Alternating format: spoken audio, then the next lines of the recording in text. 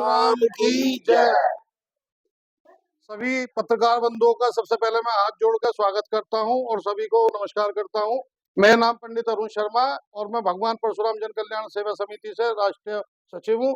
आज यह press conference रखी गई है आगामी 17 मई को होने वाले भगवान परशुराम जन्मोत्सव के लिए। इससे आगे की कड़ी में राष्ट्रीय अध्यक्ष बड़े भाई गोविंद पंडित जी आपको अवगत कराएंगे अपनी बातों से। सबको नमस्कार, सबका बहुत बहुत स्वागत है, अभिनंदन है आज इस कार्यालय पर। मेरे पत्रकार साथियों, आज जो ये प्रेस कॉन्फ्रेंस हमने रखी है, प्रेस वार्ता रखी है, भगवान परशुराम जन्मोत्सव के उपलक्ष्य में 17 मई को हम भगवान परशुराम का जन्मोत्सव राणा फार्म हाउस में मना रहे हैं। और हमारा आपके माध्यम से, आपके चैनलों के माध्यम से सभी समाज से हम ये निवेदन करते हैं कि कुछ प्रोग्राम में आएँ, अपने परिवार के साथ आएँ। भगवान परशुराम जन्मोत्सव तो हर बार बनता है, अलग अलग तरीक़ों से बनता है, लेकिन इस बार जो भगवान परशुराम जन्मोत्सव मना रहे हैं उसका विशेष आकर्षण होगा भगवान परशुराम की लीला।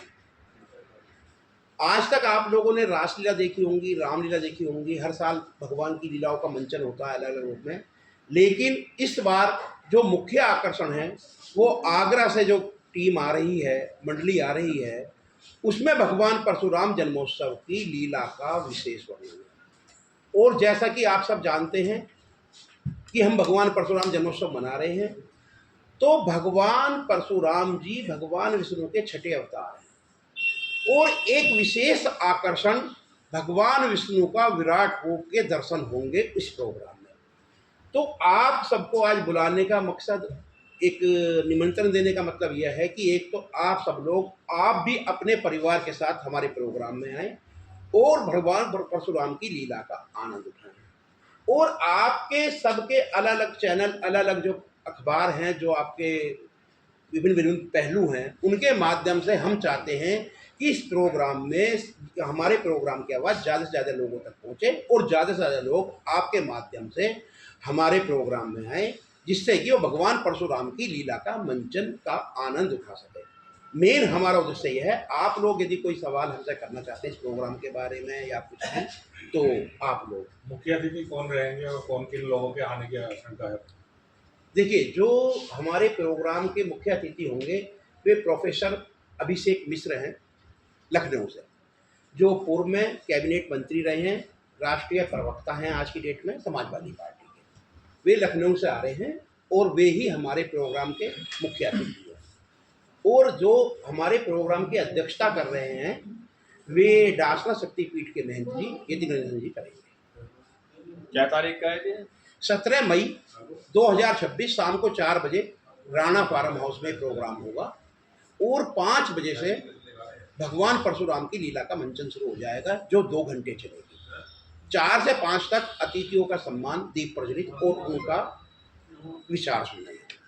एक चीज ये है कि आज की डेट में जितनी झांकियां, जितने महोत्सव मनाए जा रहे हैं महापुरुषों के नाम पर, उन पे ज्यादातर रैलियों के अंदर दंगा फसाद हो रहा है, जैसा भी देहरा के अंदर हुआ था। तो ऐसा है कि आपकी बात बहुत बढ़िया है। देखिए, हमारा जो एक शहर है जी जी, ये हिंदू मुस्लिम आबादी का मिला जुला क्षेत्र है और इस शहर पर महादेव की एक विशेष कृपा रही है कि इसमें चाहे वो भगवान की कोई शोभा यात्रा हो, जी जी, अम्बेडकर जयंती की कोई शोभा यात्रा हो या ताजिए का जुलूस हो, दोनों धर्म के लोग मिलजुल के मनाते हैं और आज तक कोई इस तरह की घटना इस क्षेत्र में नहीं हुई है। इसके लिए दोनों ही धर्मों के जिम्मेदार हैं।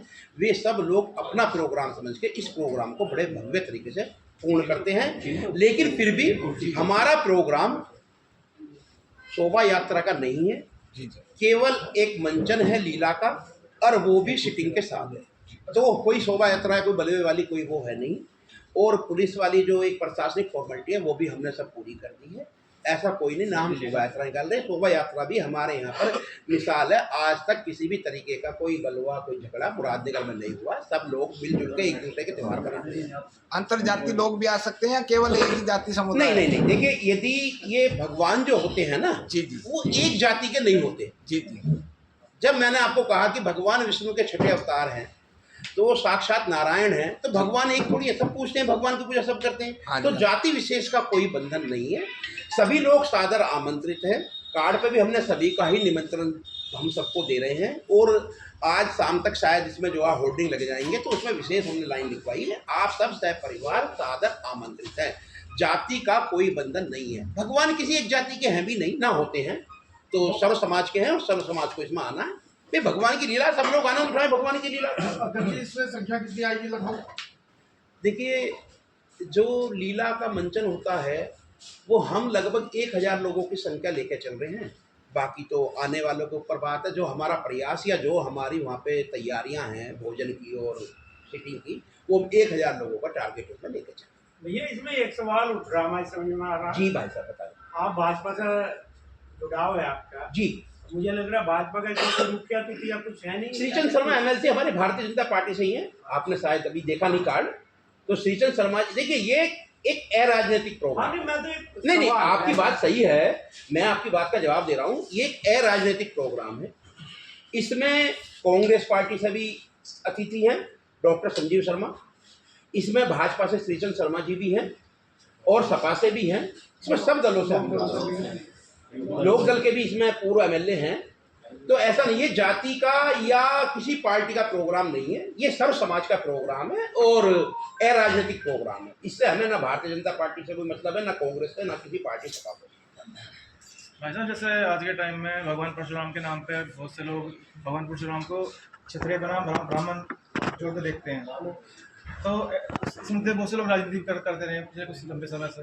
देखिए, ये ऐसे लोग आप क्या कहना चाहेंगे? मैं बताता हूँ, जिसको ज्ञान नहीं है या जिसने भगवान परशुराम के बारे में पढ़ा नहीं है, वो कोई टिप्पणी कर दो, कुछ भी बोल दो। अब ये बोलते हैं कि 21 बार क्षत्रिय विहीन कर दी पृथ्वी, ऐसा नहीं है। उन्होंने हाथापाइयों का जो परेशान करते थे लोगों को, उनका नाश किया। यदि वे 21 बार क्षत्रिय विहीन करते तो क्षत्रिय कहाँ से आ जाते?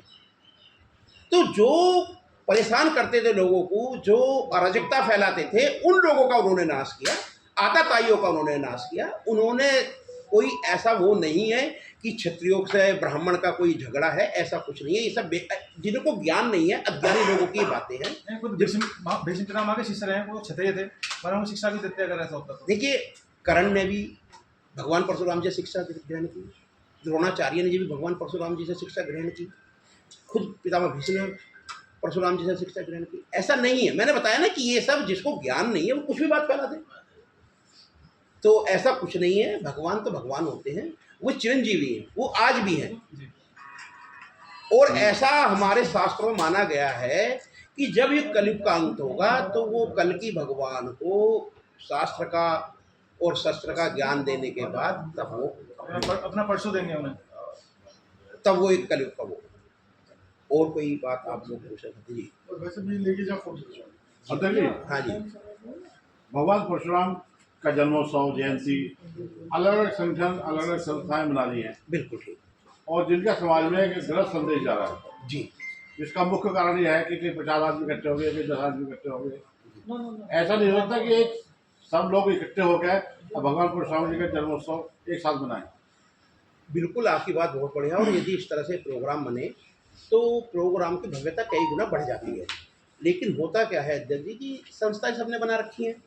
अब जैसे कायदे में अक्षय तृतीया के दिन भगवान परशुराम का जन्म हुआ, तो उस दिन बहुत सारे प्रोग्राम होते हैं। गांव में भी अलग अलग रूप में कोई हवन करके मना रहा है, कोई शोभा यात्रा के रूप में मना रहा है। लेकिन सबसे बड़ी बात यह है कि हमने इस प्रोग्राम को अक्षय तृतीया के दिन इसलिए नहीं रखते हैं कि उस दिन छोटे छोटे प्रोग्रामों में गैदरिंग नहीं होगी। और अब हमने इसीलिए ये दिन रखा है, 1 महीने तक भगवान परशुराम जन्मोत्सव बनता है। हमने ये टाइम भी इसीलिए रखा है कि सब लोग आए, इकट्ठे हों और एक भव्य प्रोग्राम समाज को देखने के लिए मिले। और आप सब लोगों का बहुत बहुत धन्यवाद। आप लोगों ने अपना कीमती समय हमें दिया और हमारी बात को जन जन तक पहुंचाने के लिए आप सब पत्रकार बंधुओं का हार्दिक